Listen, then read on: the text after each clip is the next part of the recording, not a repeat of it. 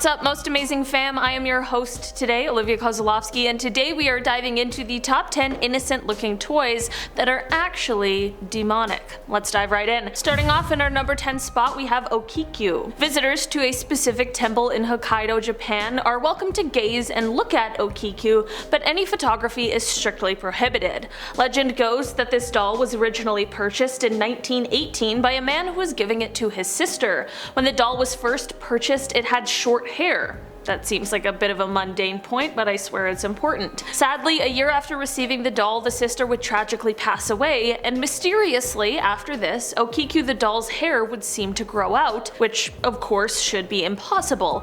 The family ended up moving away in 1938, and before doing so, they gave the doll to the monks at the temple. Since then, it is said that the doll's hair has been continuously growing, and now it sits at a length to her knees. Some even claim that close inspection of the doll's mouth shows teeth that appear to be erupting from the gums.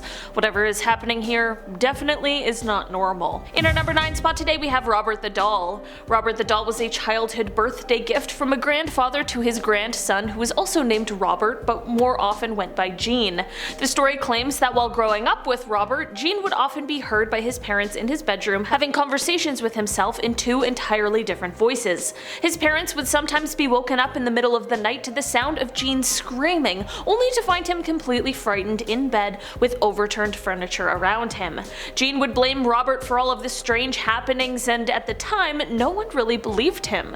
Gene kept Robert into adulthood, and it became what people would describe as an unhealthy relationship. Apparently, Gene took Robert everywhere with him and spoke as if he was a living entity rather than a doll. Okay, this story's already not great, but it gets worse. Gene lived in a house as an adult that was called the artist's house. Robert would be left in the upstairs window where children in the area reported seeing the doll disappear and reappear, and they all just chose to stay clear of the house. After Gene passed away in 1974, a woman named Myrtle purchased the house, and apparently Robert as well. Visitors of the house could swear that they could hear footsteps and giggling coming from the attic where Robert was, and some even claimed to see the doll's expression change if someone spoke poorly of Gene. Myrtle reported Robert moving around the house on his own, and after 20 years she decided that she had had enough and donated him to a museum. Robert still lives in the museum where he is safely locked up, but it is said that he still likes to place a little curse on those who take his photo without permission. The walls of the museum near Robert's glass case are riddled with notes from previous visitors, and naysayers were begging Robert for their forgiveness and asking him to remove any curse he had placed on them. In our number 8 spot today, we have the Shrine Barbie. Barbie isn't always sunshines and smiles. Sometimes apparently there might also be something more sinister going on. On a Singaporean island, there is a shrine dedicated to someone who passed away after falling from a cliff in 1914. It is said that the person who passed was German, and at the time of their passing, they were stuck on this island when their family began being investigated by the British Army. Despite the years it's been since her death, the Barbie was actually only placed on the shrine in 2007. This all happened because a local man claimed that the German girl had requested the doll to be placed at the shrine after appearing to him in a dream for 3 nights in a row. It is this story that has people believing that this doll might have a lot more going on than what meets the eye. In our number 7 spot today, we have Letta the Doll. Letta is a doll that is said to be around 200 years old and extremely cursed. This doll is called Letta for short, as its full name is Letta Me Out. Really clever.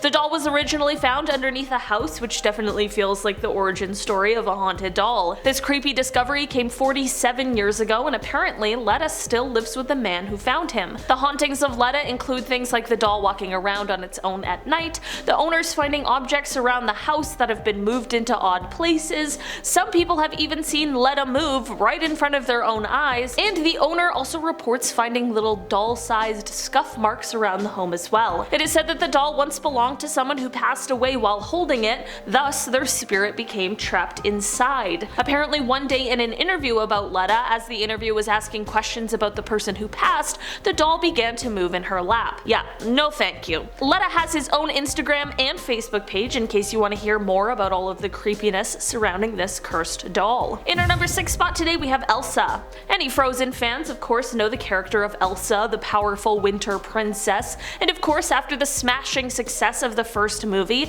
Elsa dolls were mass produced for children everywhere to have their very own, but the story behind one of these Elsa dolls is a little little more icy than others. For one Houston family, bringing an Elsa doll into their home has become the stuff of nightmares. They claim that the mass-produced doll began to speak in both English and Spanish voices despite no one attempting to switch the language of the doll, and this would even occur when the doll was switched off. The story gets even weirder though when the family threw the doll away and somehow it returned to them. The family then attempted to get rid of the doll again, putting it in 2 garbage bags and then in a further dumpster, but somehow Elsa returned to the family once again. It is said that the family then mailed the doll to a friend in Minnesota where she continues to stay, for now at least. In our number 5 spot today we have the Nightmare Doll. Haunted dolls like Annabelle and even Robert get a lot of hype, but they definitely aren't the only ones with stories of curses and hauntings behind them that could totally be made into movies. This Nightmare Doll was listed for sale on eBay, and according to the seller, the doll is possessed by a Dybbuk, which is a malicious demon or entity. The seller of the doll is actually someone who apparently specializes in selling these sort of occult and paranormal items that no one wants anymore. The seller explained that the owner of the doll bought it at an antique shop, and while they did tell her about what the doll held, she didn't know what the word meant, so she took it anyways. Soon after purchasing it, she realized that anyone who came into contact with the doll was then plagued with terrifying nightmares and occurrences of these sort of shadow people. She only could handle this all for a couple of months before she handed the doll over for it to be sold and moved far, far away from her. In our number 4 spot today we have Annabelle. It's not just a movie, folks, there really is a very real doll that the tales have been inspired by. The doll now resides inside the Warrens Occult Museum where it absolutely belongs, but where did it come from? Well, there was a college student named Donna who received the doll as a gift from her mother who had purchased it from an antique store. Donna and her roommate started to notice some pretty creepy things happening and swore that the doll was moving. They said it would appear in different places and positions throughout their apartment before things began to get worse. Donna began to find notes that said help in her apartment, and one night found the doll in a different position and covered in some sort of a red substance. The girls then decided to contact a medium who solidified all of their beliefs and told them that the doll had been possessed by the spirit of someone who was killed in their apartment building. For some reason, the girls didn't immediately get rid of the doll, and the story goes that their friend Lou, who was at the girls' apartment, heard strange noises one night and went to investigate, and he was then attacked and killed by Annabelle. The girls finally contacted a priest who told them that the doll was possessed by a demon straight from hell, and then put them in contact with Ed and Lorraine Warren, who are the most famous paranormal investigators. They tried to do an exorcism on the doll, but it apparently failed, which is why it is now kept in a glass box at their museum. In our number 3 spot today we have the Breathe With Me Barbie. According to Christian influencer Yasmin Suri, a new yoga themed Barbie doll is apparently a quote demonic attachment. The conservative Christian speaker, author, and singer often shares her opinions and views on Facebook to her 20,000 followers, and most recently she took to that platform to blast the Breathe With Me Barbie that she claims could lead those who play with her to become possessed by demons. Apparently, she has likened yoga to Satanism, which just might be the reach of the century. The Barbie doll is actually advertised as aiming to help children practice self-care and is meant to inspire mindfulness, but according to Yasmin, it's actually Satan's attempt to use those who play with the doll and quote indoctrinate them for his glory, then when he is done he will destroy them. Many users were thankfully quick to point out how absolutely bizarre this take is, but of course there are many people backing the influencer in these absolutely wild claims. In our number 2 spot today we have Mandy. If you're taking a trip to the beautiful west coast of Canada anytime soon, you might want to pop into the Quesnel Museum to meet Mandy, the 90-year-old haunted doll. Story goes that Mandy's previous owner, before she ended up in the museum, used to hear the sound of a baby crying from her basement despite not having any babies around. When she would go downstairs, she'd find nothing except for Mandy the doll. This was enough to spook her so much that she gave the doll away, and once she did, the crying stopped.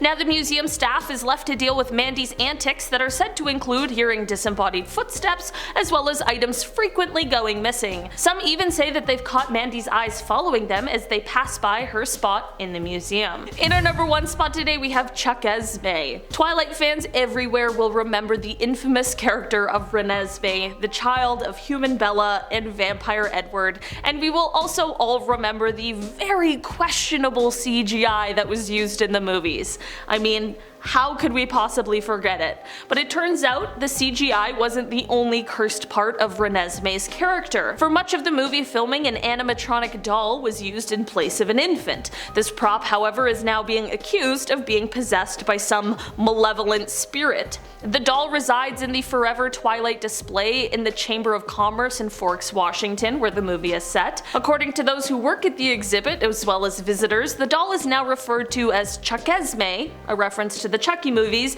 because of the strange happenings around the Twilight prop. According to one of the people who works in the building, quote, "One day she might be standing up straight, and the next, when you come in on another day, she's in a weird position."